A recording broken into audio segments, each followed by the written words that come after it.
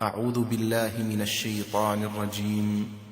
بسم الله الرحمن الرحيم. شهر رمضان الذي أنزل فيه القرآن هدى للناس وبينات من الهدى والفرقان فمن شهد منكم الشهر فليصمه ومن كان مريضا أو على سفر فعدة من أيام أخر.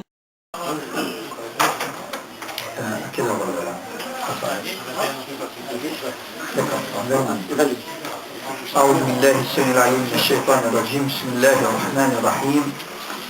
الحمد لله والصلاة والسلام على رسول الله صلى الله عليه وعلى آله ومن اهتدى بهداه. Tout d'abord, c'est très important de vous dire Ramadan Mubarak. Prie Allah subhanahu wa ta'ala que ce Ramadan soit le meilleur, le plus vertueux Ramadan de notre vie. Qu'il soit aussi qui nous facilite durant ce mois d'exceller dans le jeûne, d'exceller dans la salat et dans tous les bonnes œuvres. La première conférence de Ramadan, c'est important que je parle du Coran. Parce que Ramadan, c'est le mois du Coran par excellence. Allah Azza wa Jalla dit dans Surat Al-Baqarah, Shahru Ramadan alladhi unzila fihi al-Qur'an. Il nous dit que le Coran est descendu durant le mois de Ramadan. Et dans un autre verset, voire deux autres versets, il nous dit qu'il est descendu dans la nuit de l'Qadr. Inna anzalnahu fi laylatil Qadr. Et dans Surat Ad-Dukhan, la fumée, il dit Inna anzalnahu fi laylatin mubarakah, dans une nuit bénie. Donc Laylatul Qadr, il l'appelait une nuit bénie. Le Coran, aussi Allah Azza wa Jalla l'a appelé une lumière. Je vous ai descendu une lumière, qui est le Coran. Et dans un autre verset, c'est un livre béni. Le prophète sallallahu alayhi wa sallam, parce qu'il nous aime beaucoup, il nous dit un hadith très important, il nous dit lisez le Coran. Lisez le Coran. Iqra al-Qur'an. C'est-à-dire tant que tu peux, lis le Coran.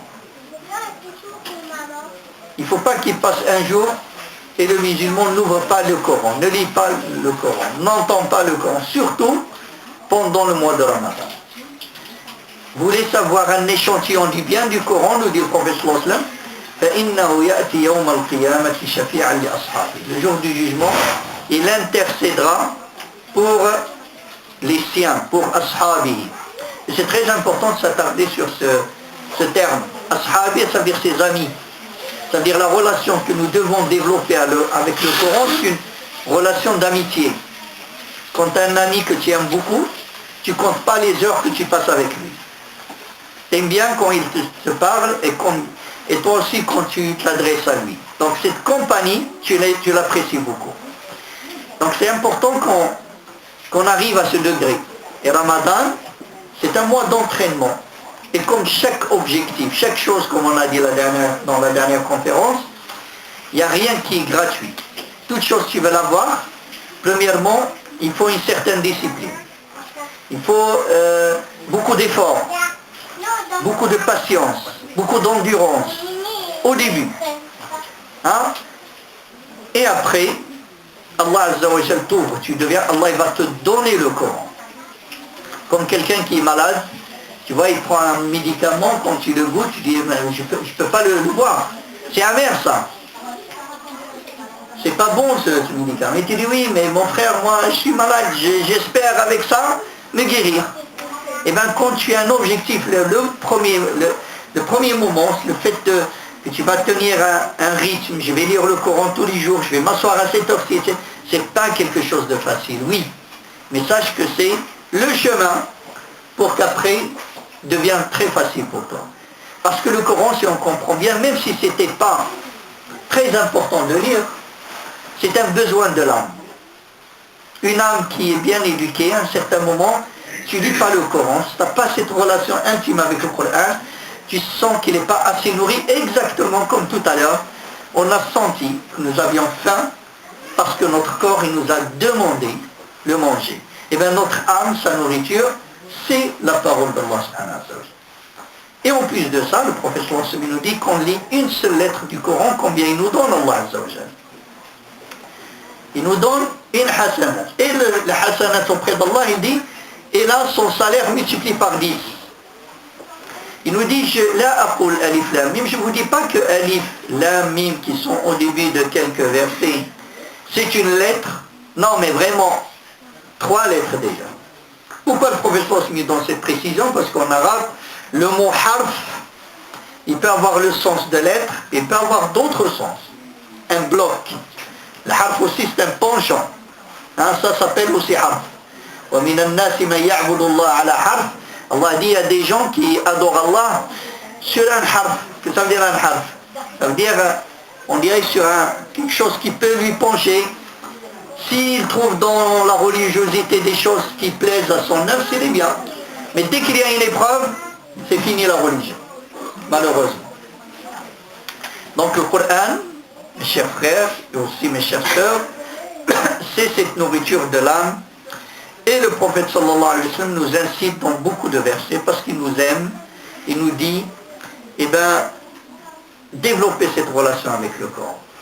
Il nous dit l'exemple, Mathalo, Al-Mahiri, celui qui excelle dans sa lecture du Coran, sa place, son degré avec les anges messagers. Et celui qui le lit avec difficulté, ça veut dire il est dans ce cheminement d'arriver à cette excellence. Il dit il a 2 salaires. Il a le salaire qu'on a dit tout à l'heure. Mais il a aussi un autre salaire qu'Allah il te donne, c'est de la difficulté que tu éprouves. C'est pour cela que c'est très important, cet entraînement et d'aller à cette excellence. Il nous dit, dans un autre hadith, dans l'authentique de Muslim, selon Uthman radiallahu anhu, le meilleur d'entre vous, le meilleur des musulmans, c'est qui? Il dit, c'est celui qui apprend le Coran et qui le transmet aux autres. Donc, chaque musulman peut être le meilleur des gens. Et il nous donne un critère, ça veut dire, faites attention, ne basez pas votre relation avec les gens selon ce qu'ils ont comme argent, ce qu'ils ont comme pouvoir, tout ça c'est éphémère. Mais si quelqu'un qu'Allah lui a donné le Coran, il l'apprend, il le transmet. Il dit le Coran. Ça veut dire si j'apprends Surat al-Fatiha, puis après je vais la transmettre à mon épouse, à ma soeur, à ma fille, eh bien je suis le meilleur des musulmans. Et on va voir comment cette grande miséricorde d'Allah qui nous a fait que les sourates où il y a le plus de valeur, c'est les sourates que tous les musulmans les connaissent. Ce n'est pas les sourates les longues, mais c'est les sourates que tous les musulmans les connaissent. Donc c'est important d'être cet ami du Coran. Et de faire attention aussi que le Coran, il est à double tranchant. Il dit, le prophète sallallahu alayhi wa sallam, Inna Allah yarfa'u bi hadha al-kitabi aqwaman wa yada'u bihi akharin. Allah élève le degré de beaucoup de personnes grâce au Coran, mais on rabaisse d'autres à cause du Coran. Ça veut dire à cause de notre relation avec le Coran, on peut être d'un degré très haut. Ça veut dire quelqu'un qui respecte le Coran, qui le met en pratique dans sa vie. Allah l'élève. Quelqu'un, il peut connaître le Coran par cœur, il le lit d'une façon extraordinaire, mais sa vie, il est contre le Coran. Allah Azza wa Jalla, la dernière fois, on a donné cet exemple. Allah nous dit de ne pas gaspiller, mais nous, parce que c'est Ramadan, on va gaspiller. Et bien, notre vie, il est contre le Coran. Allah, il nous dit, je parlais avec le frère, il me disait des gens, etc., qui vont parler d'autres savants. Ben, je suis désolé, une fois qu'il parle d'autres savants, qu'il parle d'un musulman, qu'il est dans ce qu'on appelle riba, parler de quelqu'un derrière son dos, c'est plus un savant. Il est contre le verset du Coran. C'est plus un musulman qui se respecte. Parce qu'on est contre le Coran. Le Coran, il nous dit quelque chose. Voilà, ne vous médisez pas. Est-ce que l'un de vous aimerait bien manger la chair de son frère quand il est mort? Allah, il dit, c'est détestable. Et c'est comme ça que vous devez détester de critiquer les gens quand ils ne sont pas avec vous. Donc le Coran, c'est des valeurs. On les lit, mais aussi, il est là pour qu'on le mette en pratique.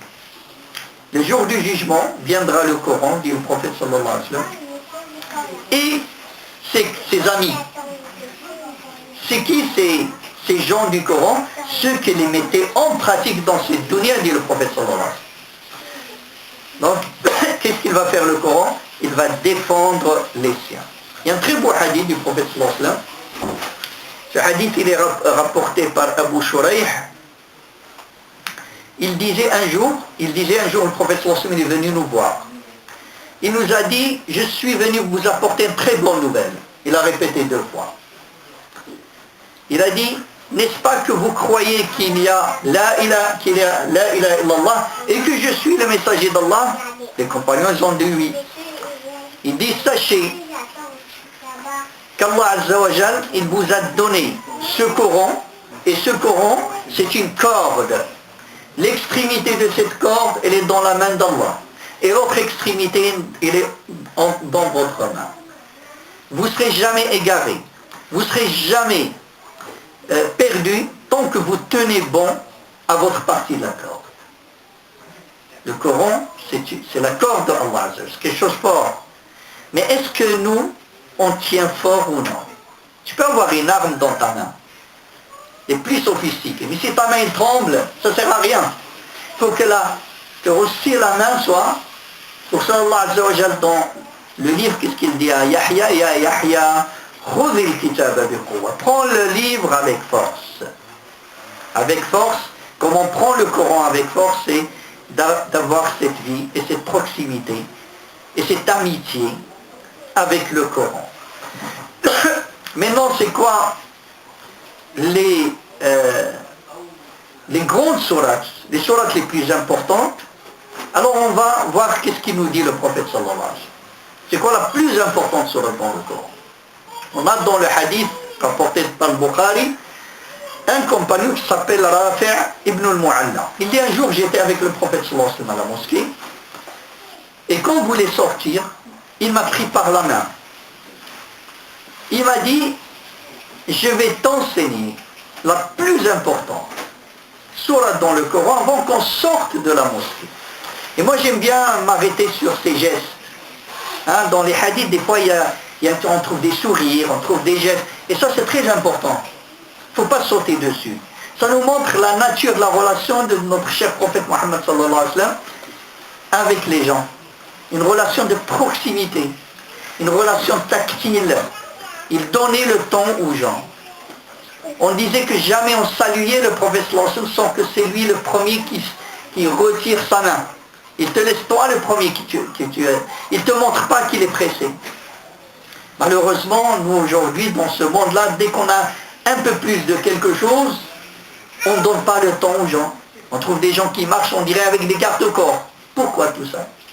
On reste des êtres humains. Notre modèle sur Mohammed sallallahu alayhi wa sallam, il était très accessible. Il était, quand il trouvait des enfants, il jouait avec les enfants, le prophète sallallahu alayhi wa sallam.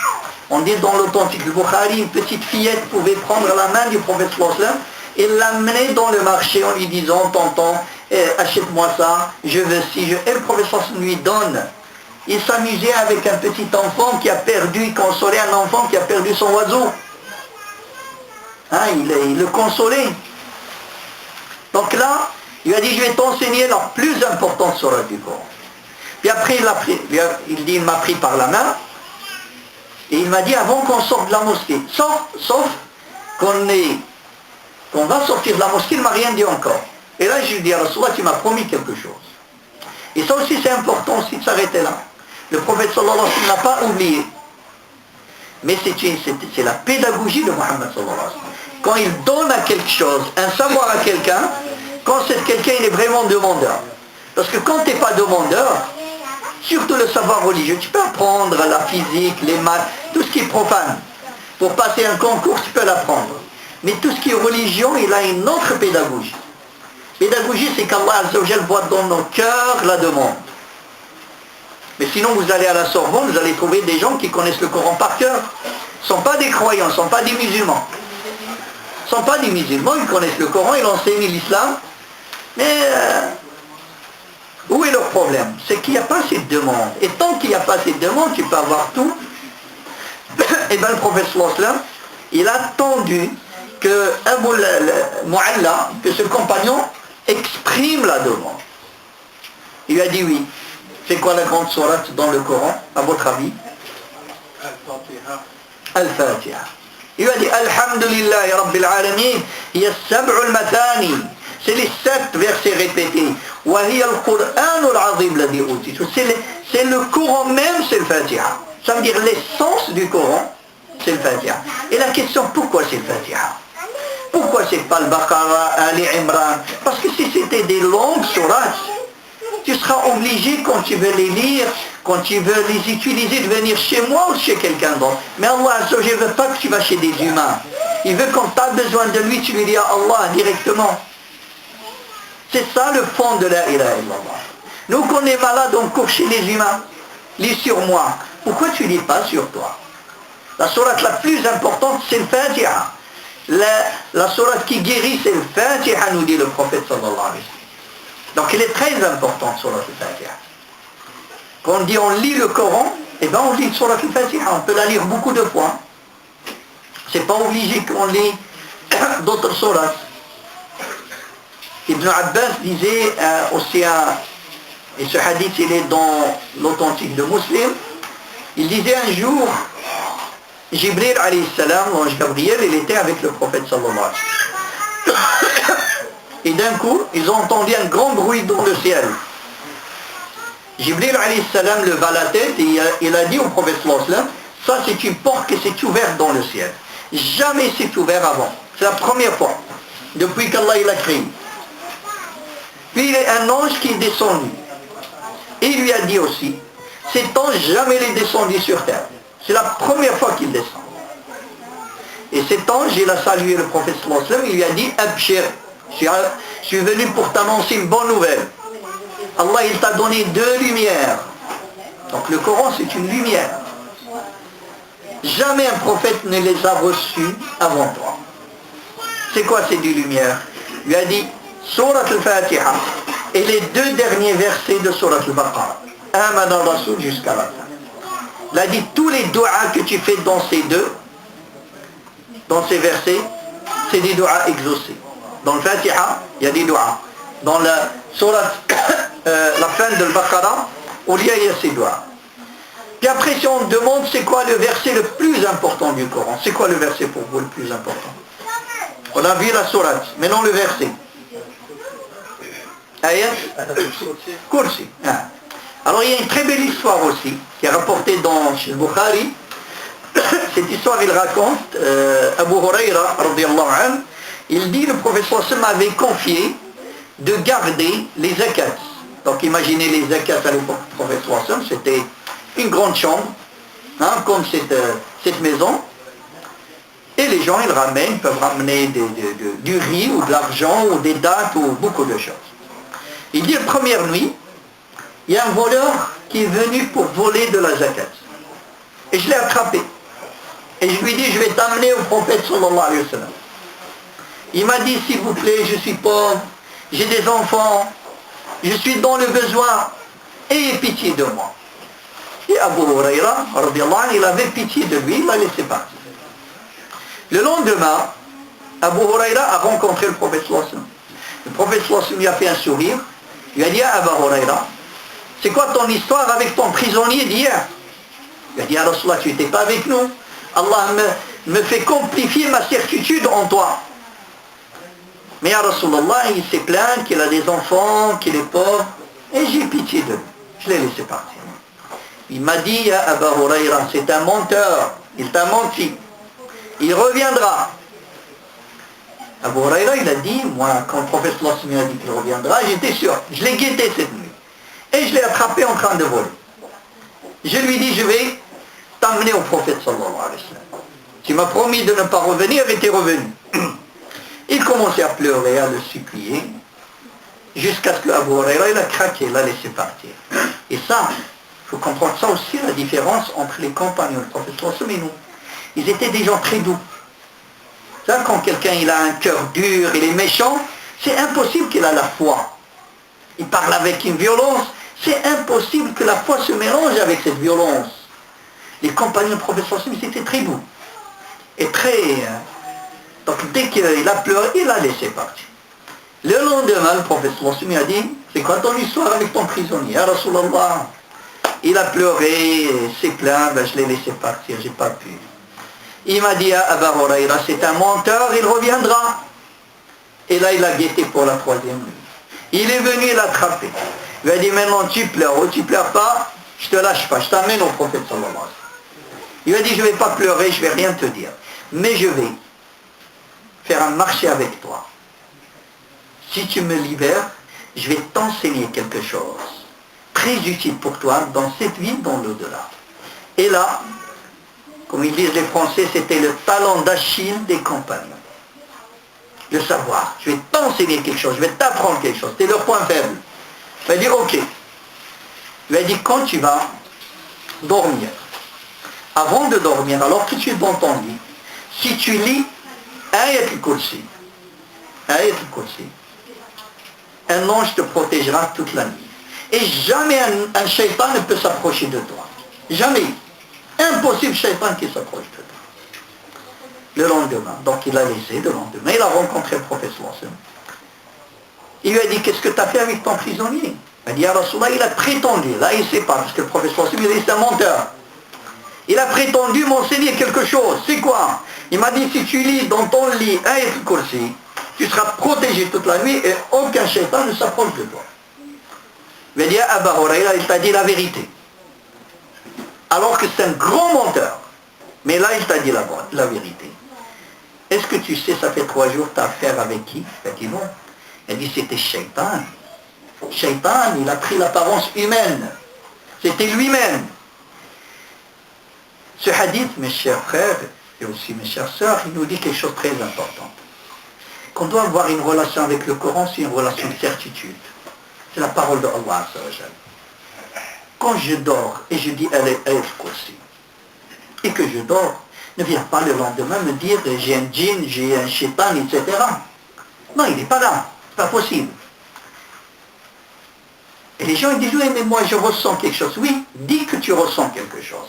Dis que tu as quelque chose. Mais ne dis pas que tu as un djinn. Sinon on va rentrer en contradiction avec ce qu'il dit Mohammed sallallahu alayhi wa sallam. Déjà à Ramadan, il te dit que le début de Ramadan, il n'y a plus de shayatin. Il n'y a plus de mauvais djinns. Ils sont tous loin. Mais tu souffres, ok. Il y a autre chose peut-être. Il n'y a pas que jeter, mais le prophète sallallahu alayhi wa sallam, il te dit, t'as Ayat al-Kursi, t'as Surat al-Fatiha. Plus que ça, il y a Qul huwa Allahu ahad. Qul huwa Allahu ahad, tous les musulmans le connaissent. Et bien, un jour, un compagnon est venu chez le prophète sallallahu alayhi wa sallam, il a dit, mon ami, il répète que Qul huwa Allahu ahad. Tout le temps, Qul huwa Allahu ahad, Qul huwa Allahu ahad. Il voulait dire que c'est rien. Il ne connaît pas grand-chose du Coran. Le prophète sallallahu alayhi wa sallam lui a dit, par celui qui tient mon âme entre sa main, et le Qul huwa Allahu ahad est équivalent au 1/3 du Coran. Et un jour même, il a dit aux compagnons, toujours un hadith authentique, il leur a dit, est-ce que l'un de vous peut lire 1/3 du Coran toutes les nuits? Ils ont dit, ya Rasulallah, qui peut faire ça? C'est 20 hizb, c'est beaucoup. Il a dit, c'est quelqu'un, il lit Qul huwa Allahu ahad. Allah lui écrit, c'est quand il a lu de 1/3 du Coran. Ça, c'est la sourate que tous on connaît. Mais comment leurs relations étaient avec Qul huwa Allahu ahad? Un homme, il est venu chez le prophète sallallahu alayhi wa sallam, il a dit, Rasulallah, moi j'aime cette sourate. Vous savez ce qu'il lui a dit le prophète sallallahu alayhi wa sallam? Il lui a dit, ton amour t'a fait entrer au paradis. Et ça c'est excellent, ça nous montre c'est quoi leur relation. C'était pas un fardeau, il faut lire le Coran, il faut... Non, non. Une relation d'amour. Un amour qui fait rentrer au paradis. Et oui, il y a d'autres amours qui font rentrer en enfer. Et cet amour, il nous amène au paradis. Aïcha, Abi Sa'id al-Khudri disait, le prophète sallallahu alayhi wa sallam, il avait des formules qu'il utilisait, des doigts, pour se protéger des djinns et des mauvais œuvs. Quand il a reçu Qul a'udhu bi rabbil falaq, Qul a'udhu bi rabbin nas, il utilisait ces 2 thérapies, il a laissé tous les autres. Pour nous dire que ces sourates, ils sont suffisants. ils sont vraiment, ils enferment beaucoup de secrets. Là, j'ai envie juste de revenir avec vous sur le Fatiha et d'essayer de comprendre un petit peu. Quand je lis sur le Fatiha, qu'est-ce qu'on dit? Premièrement, le Coran, le livre de Allah Azza wa Jal, c'est un livre d'amour. C'est un livre de beauté, de bonté et de miséricorde. De A à Z. Il n'y a aucune divergence dans le Coran. Celui qui voit autre chose dans le Coran, c'est soit un ignorant, soit un extrémiste d'un côté ou d'un autre. Comme ces gens, je ne sais pas comment les qualifier, et qui ont signé cette pétition pour dire que les musulmans doivent retirer des versets antisémites dans le Coran. On dit non. Le Coran, c'est le livre, il n'y a ni antisémitisme, il n'y a pas le fait de penser que dans le Coran, il y a quelque chose de négatif, ça fait sortir de l'islam. Le Coran, c'est toute la beauté. C'est toute l'amour et la miséricorde. Mais certes, si tu prends mes paroles de cette conférence que je viens de dire, ça fait un quart d'heure que je parle, tu peux faire sortir des horreurs. Si tu ramènes un montage et tu coupes un petit peu, c'est ce qu'ils font les extrémistes. Et ces faux intellectuels, sauf eux, ils savent. C'est des manipulateurs. C'est de ramener. Si je vous dis par exemple dans le Coran, c'est écrit que tous les gens qui font la salat, ils iront en enfer. C'est écrit ou c'est pas écrit? Mais c'est dangereux. Tu fais la salat et tu pars en enfer. Et bien c'est écrit. Et vous connaissez le verset. Fawailun lil. Et vous l'avez dit. C'est quoi l'Ouail? Ibn Abbas, il dit c'est une rivière dans l'enfer la plus atroce. C'est pour les gens qui font la salat. Sauf que j'ai fait un montage. Exactement ce qu'ils font les terroristes, les extrémistes ou les ennemis de l'islam. Ils font la même chose. Ils ne te disent pas ce qu'il y a avant, ils ne te disent pas ce qu'il y a après. Parce qu'eux-mêmes, ils ne savent pas. Juste on leur dit. C'est des perroquets qui répètent. Allah Azza wa Jal dit, oui, ces hypocrites, ils se moquent de la prière, qui prient que devant les gens. C'est qui?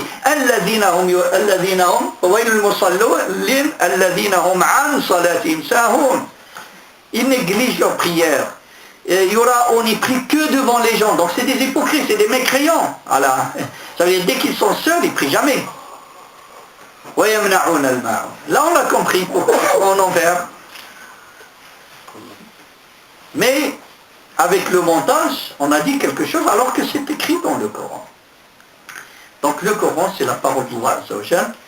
C'est le croyant croit fortement que c'est la lumière, que c'est la beauté, le dernier message de Allah Azza wa Jal à toute l'humanité.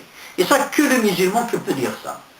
Alors partez au fin fond d'Afrique, aux États-Unis, tu rentres dans une mosquée, donnez-moi musulman le Coran, ils vont te donner la même chose que tu connais toi. Le même Coran avec Surat al-Fatiha, al-Baqarah, qui finit par Qul a'udhu bi rabbin nas. Ce Coran-là, il a une clé de lecture. Il y a une grille de lecture. Comment tu lis le Coran? À chaque surah, tu commences par quoi? Bismillahi. C'est quoi ça? Bismillah, au nom d'Allah. Allah, il se présente à toi. Il te dit, voilà comment tu dois le Coran. Je suis Ar-Rahman Ar-Rahim. Je suis le plein de miséricorde. Je suis le tout miséricordieux. Allah, il a 99 noms. Il aurait pu donner un autre nom, tu commences. Il aurait pu même faire l'équilibre. Ar-Rahman, Al-Jabbar, par exemple. Non. Il n'y a pas d'équilibre ici. Quand tu veux lire le Coran, la grille de lecture, c'est l'amour et la miséricorde. Si tu parles de ce point de vue, tu comprendras bien le Coran. Si tu parles autre, si tu oublies ça, eh bien tu vas mal lire le Coran. C'est pour cela que dès que tu commences la sourate, Bismillahirrahmanirrahim. Et sourate al-Fatiha, je pense qu'on n'aura pas le temps, peut-être un jour on partira dans le commentaire, parce que c'est très important aussi, le Coran il est là pour qu'on le médite, méditer le Coran. C'est bien, donc le but c'est d'améliorer notre relation avec le Coran.